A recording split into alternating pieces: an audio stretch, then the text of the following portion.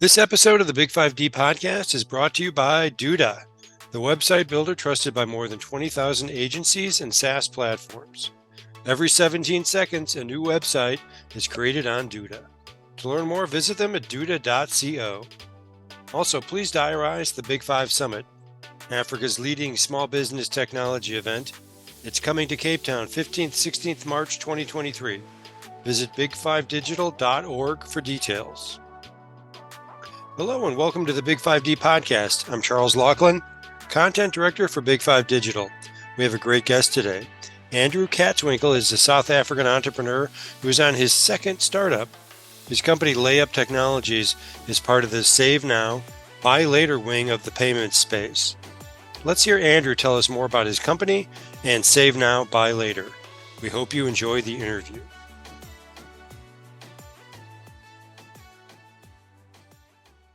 Andrew, welcome to the podcast. Hi, Charles. Well, afternoon, Charles from South Africa. You founded a company called LayUp Technologies. Is that the correct name? Yes, LayUp Technologies is the correct name. Yes. Great. Okay, we're going to talk about that for the bulk of this conversation. But before that, just give us a very brief background on you, kind of where you grew up, what you did before you founded this company, that sort of thing. Sure. So I'm born and bred South African.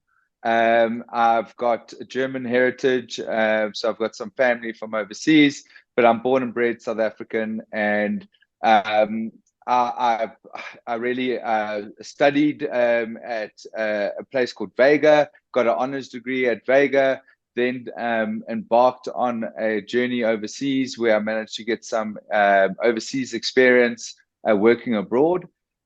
Which then led me back to South Africa, where I needed to get some land experience and just get some more business experience in the workforce. And through that time, I really started working on various concepts, and which led me to launching my first business, which was in the travel industry.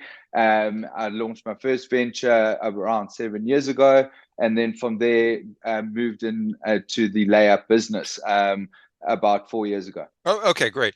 So the first business that you founded was in the travel space. So when you think about entrepreneurship, do you think about solving a problem that you're personally interested in, or solving a problem that you just happen to identify? Can you talk about the emotional process of discovering a startup idea?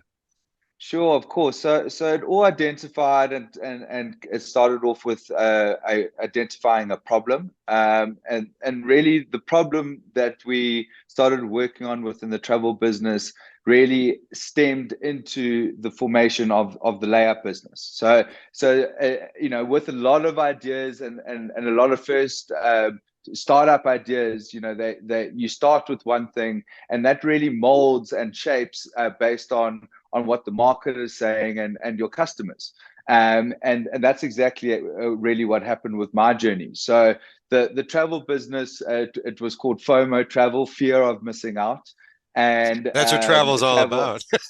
Yeah, exactly. And what we offered was its unique value proposition was payment plans, interest-free payment plans for the travel industry. So one could now book a travel experience today, when they were only going to travel, say, in 6 months' time, and start paying in interest-free installments towards that future travel experience. That is sort of like lay-by for travel. Correct. It was really the MVP or kind of the testing ground for us to test the solution that we're working on today. Okay. And that business was a B2C company. It was an online travel agency, and allowed us to procure packages and sell them in a payment plan format. And we did things like destination weddings and group travel packages, and it was the perfect technology and solution for people that couldn't afford the travel experience up front and needed to pay for it in a bunch of installments. They had an income stream, but they didn't have a large amount of money sitting around. Correct. And you would really see from a that fear of missing out. A lot of people would talk about travel, but never ever end up doing that booking and getting to go with their buddies or with their girlfriend overseas. Until you really realize that if you could find a interest-free kind of savings vehicle that would definitely help you get to going on that travel experience. Okay, so what happened to FOMO? So unfortunately, COVID, Yeah, COVID wasn't great for travel. it was a demise of Yeah. the travel startup, but it was very lucky for us, serendipitous in that we had started working on the LayUp technology and concept in 2019. From the And insight you had at FOMO. Correct. So, Okay. so through FOMO, we were working on the system, which is LayUp Technologies today, and LayUp, we're going to get into it now, is a fully built cloud-based recurring payment system that really can cater for any type of prepayment service offering a business wants to offer, and we'll get into that now. But it was through the learnings and the early stages of the travel business that we identified that we needed, in order to scale, a recurring payment system that could cater for the collections of these payments, the reconciliation, and then the settlements over to the businesses that we had partnered with.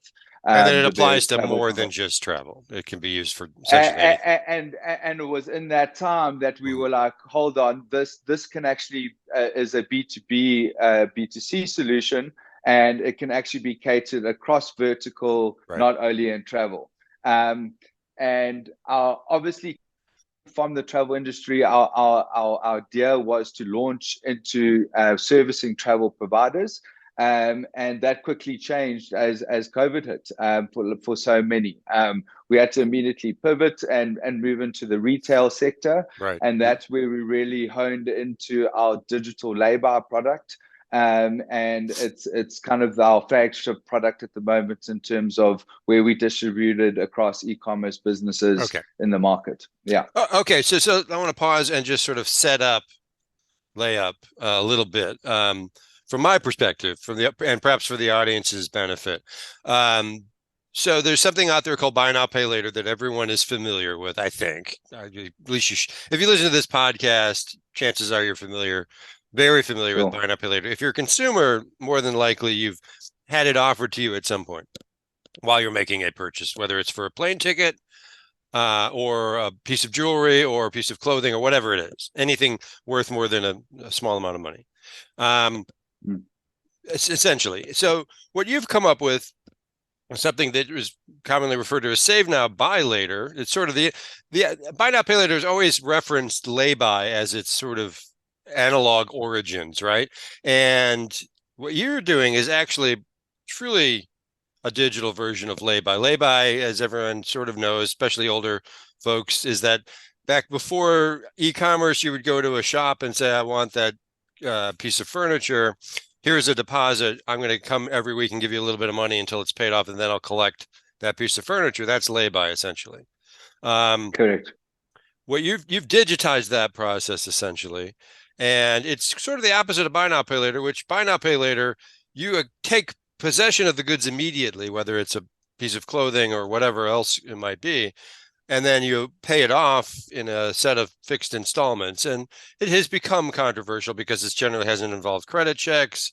It's seen as contributing to increased indebtedness, particularly among younger consumers, for which buy now, pay later has been extremely popular. So, sure, yeah, take it from there. Tell me how your observations about buy now, pay later have influenced the development of your company now. Sure. So really, like the main driver sits within the economy that we in South Africa, and really identifying the total addressable market. So if we look at the total addressable market, there's actually a far majority of our population that actually sits in the non-credit worthy consumer base. Therefore, really, when you look at our active credit users, which is really a lot of players all kind of going after the same consumer base, it's very crowded, and it's a diminishing number.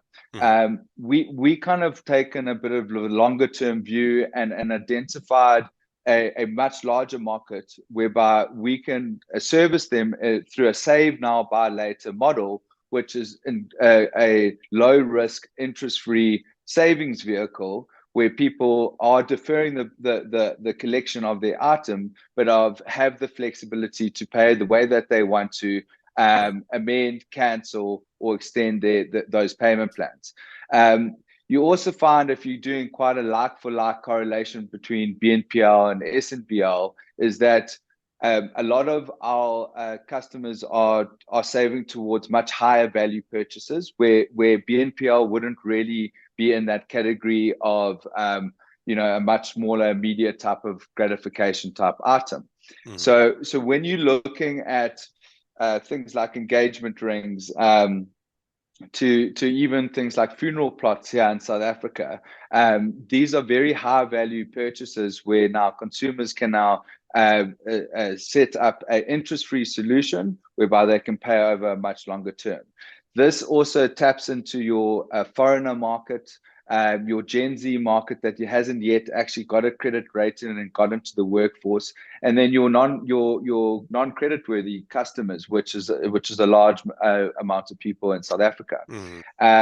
So it's really focusing on trying to shift the behavior of consumers to say, look, there is an alternative to credit. And this is a solution that will allow you to pay really over a period of time in the way that you want to. Right. So it taps into a little bit. It taps a little bit into the, I don't know what the right term is, ethos of BNPL, in the sense that you're going to make a certain number of payments digitally, and then you will be able to have this thing that you can't buy outright, right? So yes, it solves it pushes that button just the same as BNPL, but it does it in a different. The big difference from my perspective is, when do you collect the goods, right? And so you're going to collect the goods at the end, but you're going to use your cash flow, right, and your regular salary and your income that you're getting in order to make that purchase. Which most people would perceive to be doing with BNPL as well, right? Except they're taking the goods immediately, so it's credit versus savings. Right. Correct. You are still having to go through the various light credit checks. You do have to be a South African citizen or a citizen of your country in order to use the product. There is a KYC process that has to be formed, and then there are penalties if that person misses a payment and misses the term. There's late fees and interest charged. That is where the controversy often lies with BNPL. Correct, exactly. So it's not entirely correct in that if the person is unable to pay, that then interest is not charged onto that consumer. Whereas in our solution, there's no interest ever paid. The customer goes through no credit checks. It's instant approval, and that customer has the ability to cancel and change their mind at any given time. With a refund, is there correct with a refund? Full refund, or do you take a fee off of that if they cancel after? So LayUp wouldn't take a fee. The business might be able to apply a cancellation fee based on what vertical they are in. This is made transparent to the customer at front before. So they know the cost of cancellation. Correct. But in most cases, you're looking at a 0% cancellation fee, and the customer gets all their money back. Okay, I have a few questions. First is, you mentioned funeral plots and engagement rings, which are two high value items, not considered particularly perishable. I would hope we wouldn't consider those perishable. Talk about where else this model that you're putting out there is gaining traction. So if you really look at the labor market, it's a widely used payment method in South Africa. Right. The issue with it is that it's not digitized and automated. It's a very administrative process. There's little cards in a box behind the counter and correct, and it takes about 15 to 20 minutes for the customer to activate. They can only activate in store. They can't do it online until we were really in the market. And then once that customer had activated via that deposit payment, be it cash or card, they are required to retain that slip for that period of time and are required to come back to make a subsequent payment for that lay-by. Sometimes making the taxi ride more expensive than the installment itself. So you're actually not providing a very convenient, trustworthy, reliable payment solution for these types of customers. So what we're doing is really advancing that payment offering and taking it online, as well as digitizing it from an in-store point of view through either our direct integration in our APIs or through our terminal or merchant app that recently won an award at the MTN App of the Awards this year. Talk about your partnership ecosystem. What kind of deals do you have to make to advance your business and make it scale? Yeah, so we are a B2B, B2C company. Therefore, we need to work with businesses and partner with businesses. We really work across verticals from different industries and different sizes of businesses. Where we're at is that we have integrated around 400 businesses onto our online e-commerce stores. We have piloted our in-store app, which more recently won that MTN App of the Year award. That is now starting to really scale out from an in-store point of view, and we're looking to really scale that across the country. We've partnered with DashPay and African Resonance, which are a large credit card terminal provider. These POS providers have got a large distribution of terminals in the market, and our technology has been built onto these terminals now to allow business. Okay, so fintech is a big area for you. Point of sale software and hardware solutions is one area where you want to build relationships. Integration. Okay. Build relationships and integrate in. This will advance the labor offering for those businesses. It will digitize it and centralize it across their business. So essentially now activating a labor within less than 60 seconds, allowing that customer to pay in multiple payment methods, be it cash, card, instant EFT, or debit check. And once activated, they are then able to make instant interest-free payments online from the comfort of their home, as well as cash acceptance points across the country. So through ATMs and spaza shops and money market accounts.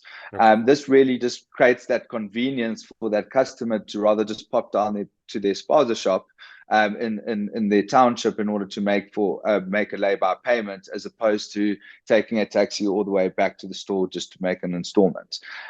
This really drives the convenience and really provides a opportunity for a business to grow their sales and their market. Now I want to talk about how you take this across the continent or whatever your geographic ambitions are. Talk about where you are. First, let's establish what your ambitions are. Where are you now operating now? Where do you think this business goes geographically, ultimately? Sure. So we see it as an Africa play first. We want to scale up through Africa. We think it's a very large untapped market, a market that is on the precipice of change. Just in South Africa alone, I think over the next 5 years, we're going to see a massive shift in the financial services space.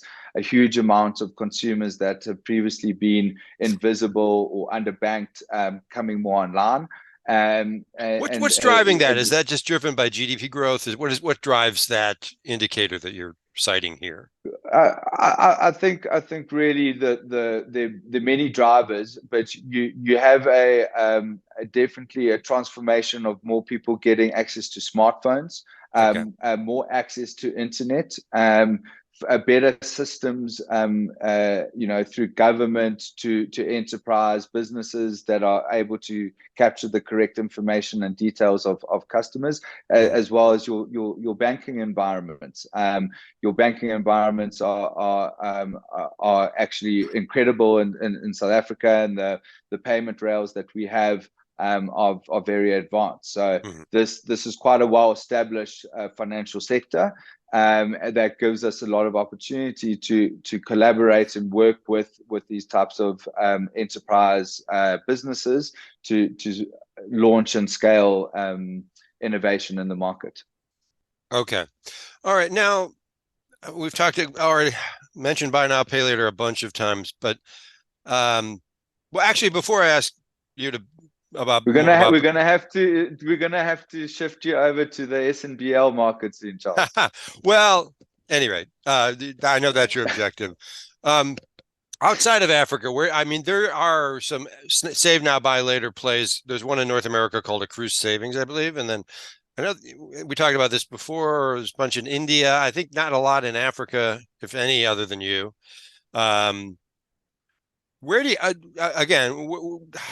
Do you anticipate more competition? That's an easy question. And then, where does this make sense outside of Africa, in your view? And do you think your company will be one of the ones participating outside of Africa?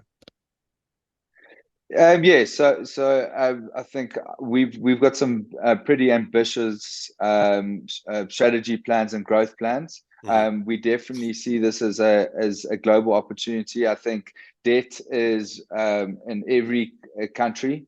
So your signal is can really consumer look debt, at. where consumer debt is large and where financial participation is low. Is that a good signal that that market might have some potential for? Yeah, those would definitely be indicators. Mm-hmm. Definitely be indicators to look at amongst others. Yeah. You know, but right now for us, our feet are squarely on the ground. We're getting the technology right in an advanced environment. Mm-hmm. If we get it right here, we don't see why we don't have the opportunities to scale this to many places of the world. As I said, we think that there's a market shift towards alternative payments. There's a shift towards more transparent types of financial services, Mm-hmm. and hopefully, what we're doing is a start of some of that exciting alternative options. Well, Nick Molnar, who runs one of your a massive BNPL platform called Afterpay, which was sold to Square, which is not a BNPL, but it's a massive fintech. Used the term debit economy. I don't know if he coined that term. Is that a term that has resonance for what you're trying to do? Are you familiar with the term? Debit account? Debit economy, the idea where a generation of consumers prefers to pay with cash and debit versus credit. And he cited that as a driver of the creation of buy now, pay later. But the high idea that there's an ethos of trying to create a financial life that is divorced from credit to the largest degree possible. And that's a particular ethos among younger consumers. And Nick Molnar, a big founder in BNPL, used that as a signal that he was onto something. I'm wondering if you sort of see similar evidence in the marketplace. Part of that and the digitization of cash Right. is Essentially, yeah. yeah, which is exactly to your point. Mm-hmm.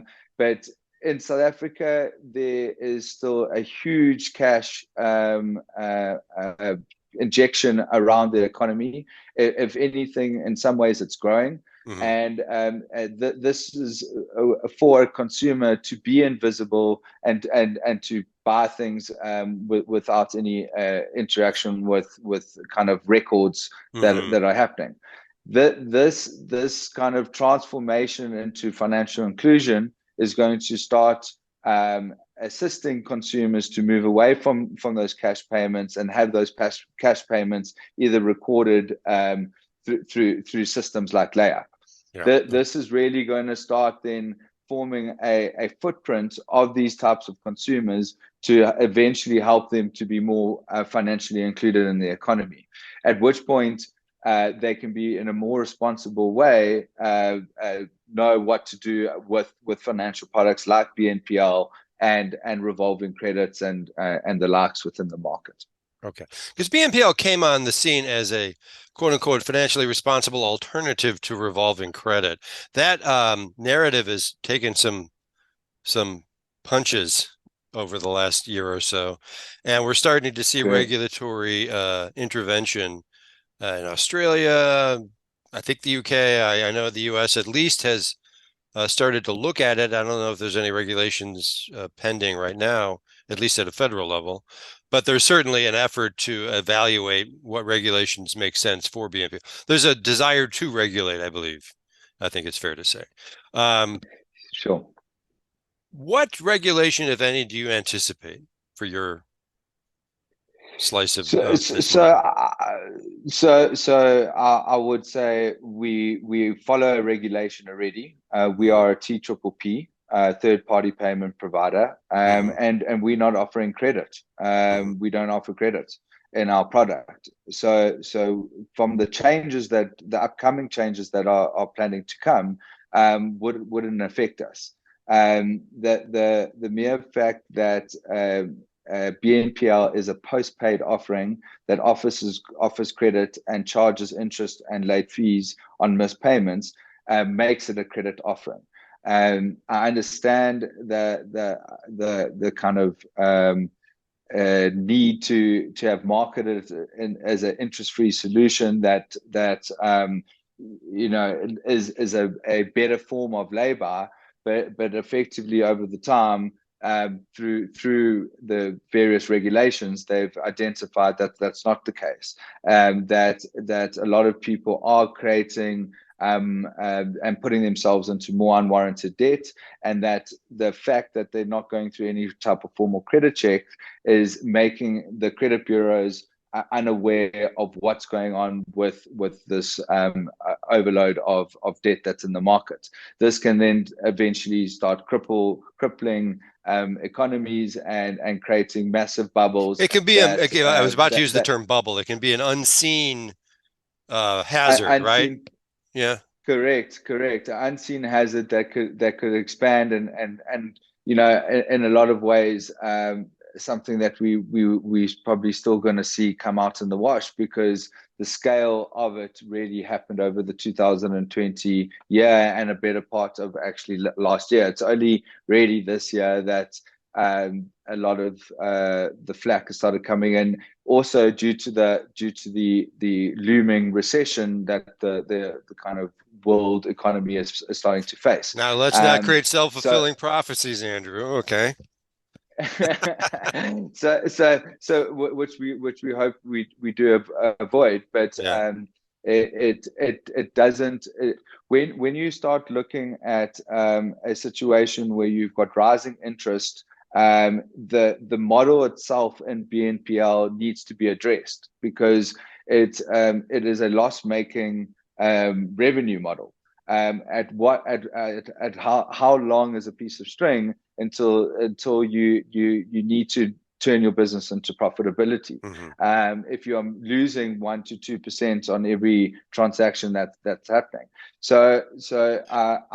I fear for them in terms of the interest rates, and then difficulty for consumers to make repayments Right. in the future, because it then turns the model and environment into a different place. Why is your model a better business from the investor's perspective, from your perspective as a founder? Well, because it's actually sitting on its reverse, Hmm. it makes it a positive generating model.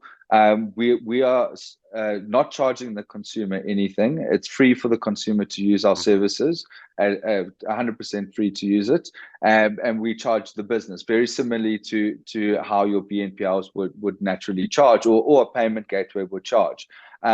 So essentially, it's the business that we are charging for the use of our services, and the money that we collect in a lot of instances is held within our treasury trust accounts, which gather interest over time, and that in itself, when there's rising interest rates, actually becomes more of a positive thing for our environment, and that's really the nuts and bolts of it. It's a huge cash float environment that snowballs over a period of time as we scale the business. Okay, so a couple final questions. One of which is you had a conversation earlier where we talked about cash, and I've had conversations with people from from MasterCard who declared cash as their enemy, essentially the enemy to their business over time. I guess historically and over time.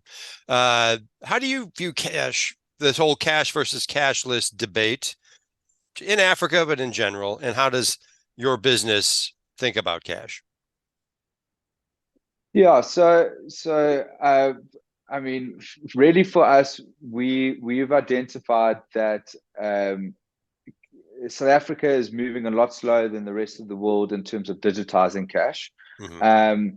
The consumer is not reacting in the same way as kind of your first world markets have kind of taken it on. Consumers are generally, especially at your kind of lower tier consumers, are banked, but are taking the entire cash salary out in one kind of withdrawal from an ATM. And the reason for that is because you've got two different real environments. Is that you've got your upper tier environment wanting to digitize cash because it's more of a convenience. It's cheaper. It's less security. There's many benefits for doing that. But whereas your lower tier are still having to pay their rent in cash. They're still having to take the taxi in cash. They're still having to pay for goods and services in their township environment with cash payments. Mm-hmm. So these two worlds have not actually merged with one another properly, and we need products and solutions similar to LayUp, where a consumer now is not forced to not pay in cash, but can pay in cash for example, lay-bys in a much more convenient way by putting the cash into an ATM and having it paid towards the online lay-by, or paying it at a spaza shop and getting a voucher so that they can pay online. Mm-hmm. This eventually starts the transformation of that consumer that's been using payment methods like a lay-by for the last 50 years to get the trust to say, I'm now going to move on to digital payments and pay via online transactions. And that's still some time away for the South African market. And if we can really drive that message, drive that type of behavior, then we will start seeing the transformation and creation of financial inclusion in South Africa. All right. And then one final question. You're on your second startup, though the two seem to have sort of had a through line, right? But being a tech startup founder, venture funded tech startup founder, is a very challenging lifestyle. What are two or three pieces of advice you would give to a younger person who's considering becoming a entrepreneur or a tech founder? First one would be for, I mean, if you're not willing to get off your chair to try, you're never going to know. Mm-hmm. So basically, if you just talk about your idea and have no, you get this positive feedback, but you have no kind of real willingness to actually make it happen, then it's never going to happen. Mm-hmm. So how strong is the idea? How strong is the why? And if that why is strong enough, then you need to get off your chair to actually even make it happen. I think the second part would be finding your founding team, and that you don't realize the importance of creating a strong founding team from the beginning. And everyone has got different skill sets within running a company, and you need to identify what are strong skill sets that you have, Mm-hmm. and then what are the complementary skill sets that you need around you in order to actually put together a strong founding team. And then the third one would be like, it's a hell of a roller coaster. So enjoy the ride. You're going to go through massive ups and massive downs. Right. The ups make it worth it. The downs can be some very dark days, but the ups at the end of the day make Right. it all worth it. So resilience is a big component here. Drive, Yeah, no, resilience, and then yeah.